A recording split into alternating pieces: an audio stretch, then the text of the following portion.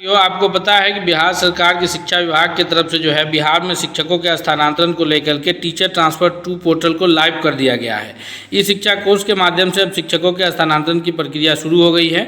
यह स्थानांतरण आपको बताइए है कि 3 चरण में होना है, जिसमें प्रथम चरण में जो सरप्लस शिक्षक है उनका और समायोजन होना है, और जो म्यूचुअल ट्रांसफ़र के लिए अप्लाई करना चाहते हैं उन शिक्षकों को भी अप्लाई करने का मौका दिया जाएगा। हम आज के अभी इसके इस वीडियो में हम उन सभी कन्फ्यूजन्स वाले प्रश्नों पर बात करेंगे जो आपके दिमाग में कन्फ्यूजन चल रहा है। एक एक प्रश्न जो आपके आए हैं पिछले वीडियो पे कमेंट्स करके, हम उन सभी प्रश्नों को अभी यहाँ पर चर्चा करने जा रहे हैं। सबसे पहली बात कि क्या सरप्लस शिक्षकों का लिस्ट कैसे देखेंगे। दूसरा प्रश्न है कि क्या सरप्लस शिक्षकों को आवेदन करना अनिवार्य है। अगर सरप्लस शिक्षक चाहें कि उसी विद्यालय में बने रहें तो क्या उनको फिर भी आवेदन करना अनिवार्य होगा। तीसरी परेशानी ये है कि अगर सरप्लस शिक्षक को आवेदन करते हैं और आवेदन करने में जो विद्यालय का चयन कर रहे हैं उसमें से विद्यालय अलॉट नहीं किया जाएगा तो फिर वो शिक्षक कहाँ जाएंगे, क्या उन्हें ज़बरदस्ती किसी और विद्यालय में भेज दिया जाएगा।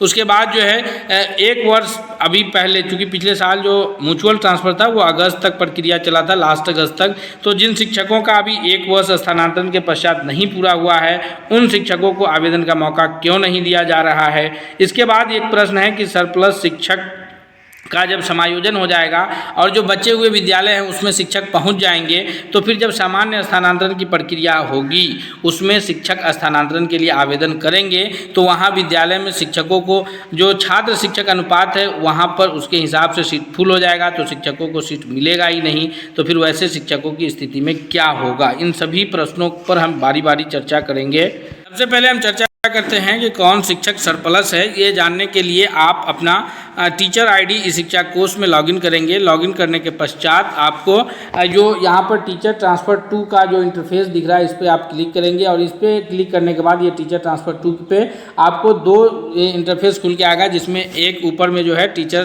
ट्रांसफ़र के लिए है, दूसरा जो है वह म्यूचुअल ट्रांसफ़र का ग्रुप बनाने के लिए है।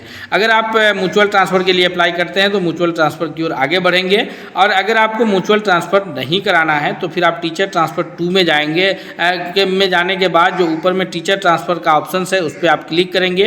अगर आप जिस विद्यालय में कार्यरत हैं वहाँ अगर आपका नाम सरप्लस शिक्षक के रूप में है तो आपको आगे का प्रक्रिया के लिए आपको ये कर दिया जाएगा, डायरेक्ट कर दिया जाएगा, और उसके बाद आपके मोबाइल पर जो रजिस्टर्ड मोबाइल नंबर है इस शिक्षा कोर्स पर, उस नंबर पर आपको एक OTP प्राप्त होगा, और उस OTP को डाल करके आप आगे जो महिला शिक्षिका हैं वो गृह पंचायत का ऑप्शन उनका आ ही नहीं रहा है।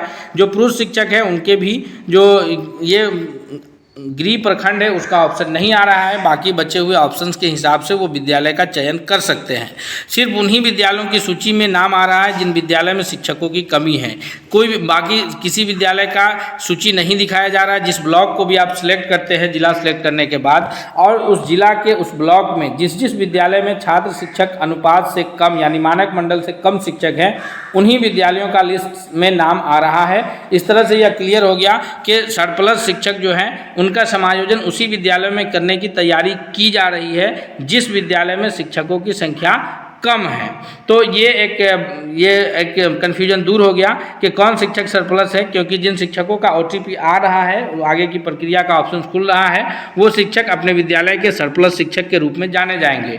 बाकी जो शिक्षक हैं जो सरप्लस शिक्षक नहीं हैं तो उनको OTP नहीं आ रहा है, उनके लिए सामान्य स्थानांतरण की प्रक्रिया है। सामान्य स्थानांतरण की प्रक्रिया जो है यह 17 सितंबर से लेकर के 23 सितंबर तक इसमें शिक्षकों को अप्लाई करने का मौका दिया जाएगा सामान्य स्थानांतरण की प्रक्रिया में। उससे पहले अभी सरप्लस शिक्षकों का ट्रांसफ़र हो रहा है।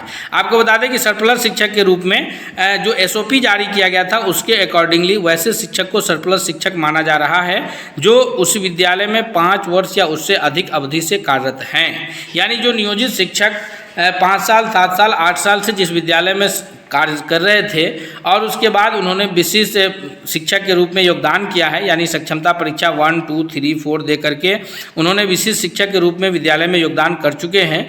विद्यालय में योगदान करने के बाद वो शिक्षक जो है सरप्लस शिक्षक के रूप में जाने जाएंगे क्योंकि उनका सेवा 5 वर्ष से अधिक का होगा। लेकिन अगर ऐसा कोई विद्यालय है जहाँ या तो नियोजित शिक्षक हैं और विशिष्ट शिक्षक एक भी नहीं है, या नहीं तो बीपीएससी के शिक्षक हैं, तो वैसे विद्यालय में जो लास्ट में शिक्षक योगदान करेंगे उनको सरप्लस माना जाएगा, यानी जो 5 वर्ष सबसे अंत में जो योगदान किए होंगे सबसे अंतिम से उठाया जाएगा, और जितने भी सरप्लस शिक्षक होंगे सबसे लास्ट से उठाया जाएगा। तो ये क्लियर हो गया कि जो 5 साल पहले से है तो या तो उनको लिया जाएगा या नहीं, तो अगर वो नियोजित है और बीपीएससी के टीचर हैं तो जो सबसे अंतिम में विद्यालय में योगदान किए हैं उन शिक्षकों को जो है सरप्लस माना जाएगा और उनको समायोजन के लिए अप्लाई करना है। अब आगे है कि क्या समायोजन के लिए अप्लाई करना अनिवार्य है। तो समायोजन के लिए शिक्षकों को अनिवार्य है अप्लाई करना, क्योंकि आपको पता है कि मानक मंडल के हिसाब से मानक मंडल पहले तय कर दिया गया है कि किस विद्यालय में कितने शिक्षक रहेंगे, और मानक मंडल के हिसाब से ही शिक्षकों के छात्र शिक्षक अनुपात में रहेंगे, तो इसी हिसाब से उनकी एब्सेंटी जाएगी और उन शिक्षकों का वेतन भुगतान हो सकेगा। तो जहाँ जिस विद्यालय में जितनी सीटों के मानक तैयार किया गया है 2025-26 के छात्र के एडमिशन के आधार पर, तो उसी आधार पर वहाँ शिक्षक रहेंगे। तो जो शिक्षकों का समायोजन के लिए नाम आया है उन शिक्षकों को आवेदन करना अनिवार्य है। आवेदन जो है वो जो आवेदन करेंगे, आवेदन में से अगर कोई विद्यालय जो उन्होंने 30 ऑप्शन मैक्सिमम उनको देने हैं, 30 ऑप्शन में से अगर उनको विद्यालय अलॉट नहीं होता है तो एसओपी के अनुसार वो शिक्षक उसी विद्यालय में रहेंगे अगर उनको उस 30 में से कोई विद्यालय अलॉट नहीं हो रहा है, और अगर उस 30 में से विद्यालय अलॉट हो जा रहा है तो वो शिक्षक स्थानांतरित होकर के वहाँ से नए विद्यालय में योगदान करने चले जाएंगे। तो ये है एसओपी की बात। उसके बाद अगर हम बात करें कि अगर शिक्षक स्थानांतरण के लिए अप्लाई नहीं करते हैं तो वैसे कंडीशंस में वैसे शिक्षकों के ऊपर जो है क्योंकि ये समायोजन अनिवार्य कर दिया गया है तो उनको कराना अनिवार्य है। ऐसे में विशिष्ट शिक्षकों के साथ समझिए तो एक बहुत बड़ा फ्रॉड की बात आ रही है, क्योंकि विशिष्ट शिक्षकों को जो है उनके अपने विद्यालय में योगदान कराया गया था, उनके ज़बरदस्ती स्थानांतरण की बात नहीं कही गई थी, और ख़ास करके पुरुष विशिष्ट शिक्षकों को, क्योंकि अधिकांश जो पुरुष विशिष्ट शिक्षक हैं जो नियोजित शिक्षक में अपने ही प्रखंड में थे, अब उनका नाम समायोजन में अगर आता है तो समायोजन की कंडीशन में उन शिक्षकों को अपना गृह प्रखंड त्याग करना होगा। ऐसे में उनके साथ एक बड़ा फ्रॉड का कार्य हो गया, क्योंकि वो शिक्षक जो अपने गृह प्रखंड में रहना चाह रहे थे उनको राज्यकर्मी बनने के लिए विशिष्ट शिक्षक के रूप में योगदान करना पड़ा। अब आज उनको समायोजन के नाम पर जो है उनका स्थानांतरण किया जा रहा है। तो क्या यह वैचारिक रूप से व्यवहारिक रूप से सही है? क्योंकि पहले तो बताया गया था कि किसी भी जो नियमावली बनी है वो शिक्षकों के स्थानांतरण के लिए ऐच्छिक स्थानांतरण की नियमावली है, जो बिहार शिक्षक स्थानांतरण 2026 के नियमावली है वो ऐच्छिक स्थानांतरण की बात करता है, यानी वो शिक्षकों को इस बात पर जोर देता है कि शिक्षकों का स्थानांतरण जबरदस्ती नहीं कराया जाएगा। तो ऐसे कंडीशंस में वो जो विशिष्ट शिक्षक है उनको फिर जबरदस्ती समायोजन के लिए क्यों बाध्य किया जाएगा। अब बात है कि जो शिक्षक पिछले साल म्यूचुअल ट्रांसफ़र कराए थे उनका अभी 1 वर्ष पूरा नहीं हुआ है, वैसे शिक्षकों के लिए क्या होगा?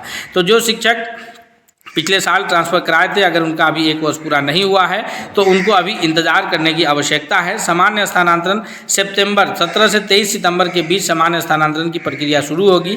अगर आपका उस वक्त तक 1 वर्ष पूरा हो जाएगा तो आप सामान्य स्थानांतरण में हिस्सा ले सकते हैं और आप उसमें अप्लाई करके अपना स्थानांतरण करा सकते हैं। अब आगे हम बात करते हैं कि जो शिक्षक सामान्य अभी जो सरप्लस शिक्षकों का समायोजन किया जा रहा है, समायोजन के पश्चात अगर सीट फुल हो जाएगा तो फिर सामान्य स्थानांतरण के लिए शिक्षक कहाँ जाएंगे? तो आपको बता दें कि जब सीट फुल कर लिया जाएगा, सामान्य स्थानांतरण की प्रक्रिया 17 से 23 सितंबर के बीच जानी है। समायोजन के पश्चात जो रिक्त सीट बचेंगे उन सीटों का प्रकाशन किया जाएगा और जो सामान्य स्थानांतरण चाहने वाले शिक्षक होंगे वो उन सीटों पर अप्लाई करेंगे। अप्लाई करने के पश्चात अगर जो सीट के शिक्षक अप्लाई करेंगे तो जिस विद्यालय में वो शिक्षक कार्यरत होंगे फिर वहाँ उनकी सीट वैकेंट मान ली जाएगी, वहाँ उनकी सीट खाली मान ली जाएगी और फिर वहाँ पर दूसरे शिक्षकों के लिए ट्रांसफ़र का ऑप्शन खुल जाएगा। तो इस तरह से जो शिक्षक भी ट्रांसफ़र के लिए आवेदन करेंगे तो वहाँ पर उनके लिए ये ऑप्शन होगा कि जिस विद्यालय से वो जाना चाहेंगे वहाँ से वो शिक्षक जो है स्थानांतरण कराकर दूसरे विद्यालय में जब जाएंगे तो उनका सीट खाली हो जाएगा। तो ये इस तरह से नया प्रक्रिया जो सितंबर में शुरू होगा वो सामान्य स्थानांतरण की प्रक्रिया होगी और उसमें सभी शिक्षक भाग ले सकते हैं, चाहे वो 1 to 5, 6 to 8, 9, 10, 11, 12 किसी भी शहर के शिक्षक हो, किसी भी विद्यालय के शिक्षक हो। सरप्लस के अतिरिक्त जो सरप्लस शिक्षक के रूप में जिनका नाम अभी नहीं आया है वो शिक्षक भी उस वक्त भाग ले सकते हैं। ऐसा नहीं है कि जिन शिक्षकों का सरप्लस में नाम आया है उन्हीं का भी ट्रांसफ़र होगा और उस विद्यालय में जो बाकी के शिक्षक हैं उनका कभी ट्रांसफ़र नहीं होगा, ऐसा नहीं है। सामान्य स्थानांतरण के अंतर्गत वो शिक्षकों का ट्रांसफ़र हो सकता है जिनका सरप्लस शिक्षक के रूप में नाम नहीं आया है। उनका स्थानांतरण की प्रक्रिया जो है वो 17 सितंबर से 23 सितंबर के बीच शुरू होने वाली है। तो ये सारे कन्फ्यूजन्स थे जिसको हमने SOP के मुताबिक बताया है आपको। अगर इसके अतिरिक्त भी आपको कोई कन्फ्यूजन्स है, जिसमें आपको कोई दिक्कत है, तो आप हमें बताइए, कमेंट करके बताइए। हम आपको जो है आप SOP के मुताबिक आपको जो गाइडलाइंस है, जो सूत्रों के हवाले से हमारे तक खबर आ रही है, हम उसके हिसाब से आपको जानकारी प्राप्त कराएंगे। और अगर आप चैनल पर नए हैं तो आगे नए अपडेट के लिए हमारे चैनल को सब्सक्राइब कीजिए, बेल आइकन को प्रेस कीजिए। हम मिलते हैं अगले नए अपडेट के साथ, तब तक के लिए बहुत बहुत धन्यवाद।